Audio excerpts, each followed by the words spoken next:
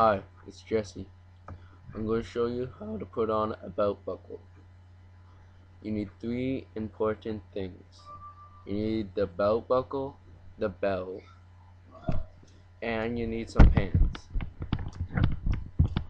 All you need to do is have a belt buckle. All belt buckles have this little frame that you attach onto your belt. Your belt should have two snaps for a belt buckle, and then you could add this on to the belt buckle, which is hard for me right now. So you had it like that, and then you snap it, and there you go, you have it.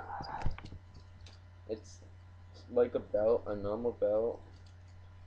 You put it through the slot, and you put it through a hole. Easy as that. If anybody had this belt buckle, I had it first. Now peace.